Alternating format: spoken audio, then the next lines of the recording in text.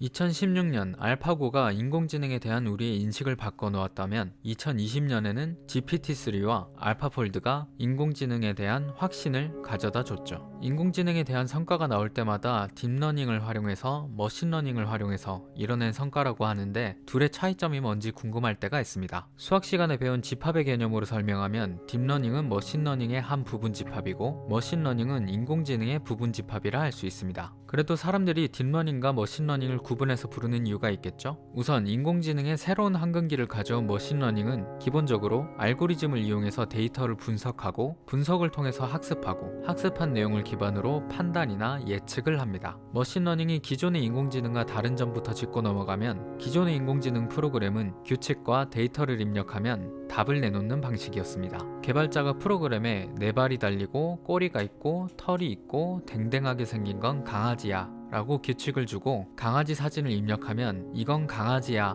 하고 답하는 것이 기존의 인공지능 프로그램이었습니다. 그런데 이런 특성을 가진 건 고양이도 크게 다르지 않기 때문에 고양이 사진을 넣어도 강아지라는 답이 나오는 것이었죠. 그런데 머신러닝은 데이터와 해답을 넣으면 그 안에서 규칙을 찾아낸다는 것입니다. 머신러닝의 정의를 보면 기계가 명시적으로 코딩되지 않은 동작을 스스로 학습해 수행하게 하는 연구 분야라고 나옵니다. 강아지 사진이라고 분류된 많은 강아지 사진을 머신러닝이 학습하면서 사진 속에서 패턴을 찾아내게 되고 나중에는 그냥 강아지 사진을 입력하면 이건 강아지 사진이라고 답을 내놓는 거죠. 사진들에서 공통적으로 네 발이 달렸고 털이 있고 눈이 두 개 있고 댕댕하게 생겼고 이러저러한 공통점들이 있다는 것을 학습하고 나면 고양이 사진을 입력했을 때는 강아지에서 찾아낼 수 있었던 특징이 없기 때문에 이 사진은 강아지가 아니라고 답하게 됩니다. 그래서 머신러닝 프로그램을 돌릴 때 트레이닝 시킨다고 하는 것이죠.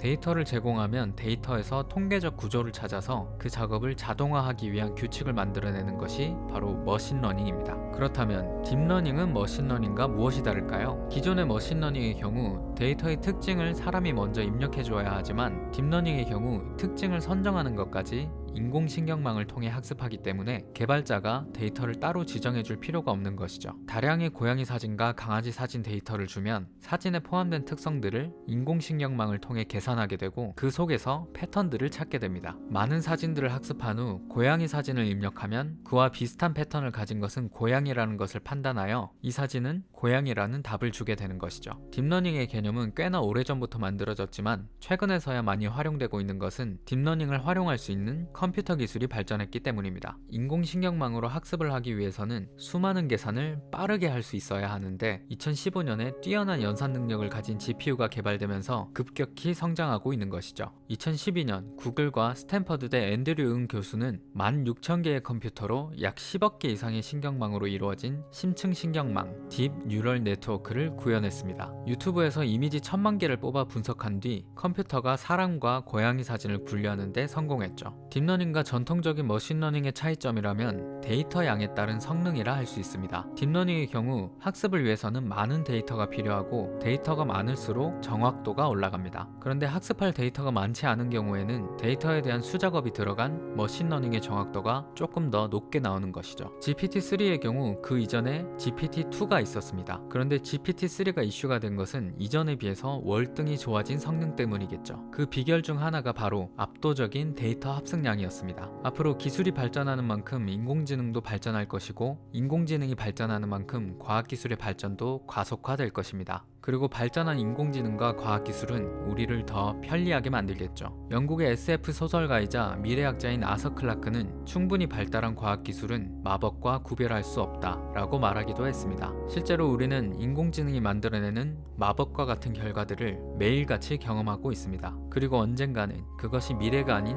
현실이 될 날도 올 것입니다. 그런데 인공지능을 배우려면 어떻게 해야 되나 하고 고민하시는 분들도 있을 것 같습니다. 요즘은 K무크 같은 온라인 공개 강좌 사이트에서도 인공지능 기술을 배울 수 있고 애트리에서 운영하는 오픈 API 데이터 서비스 포털에서 인공지능 기술을 체험하고 연구 데이터를 사용해 볼 수도 있습니다. 마음만 먹으면 누구나 인공지능 개발자가 될 수 있는 시대죠. 인공지능 기술에 관심이 있으신 분들이라면 지금 시도해 보는 것도 괜찮겠네요. 이 영상이 딥러닝과 머신러닝에 대해 조금 아는 척 하는데 도움이 되셨다면 구독, 좋아요 눌러주시고 궁금한 과학기술이 있다면 댓글에 달아주세요. 여러분이 언젠가 아는 척 해볼 수 있도록 제가 대신 공부해서 아는 척 해보겠습니다.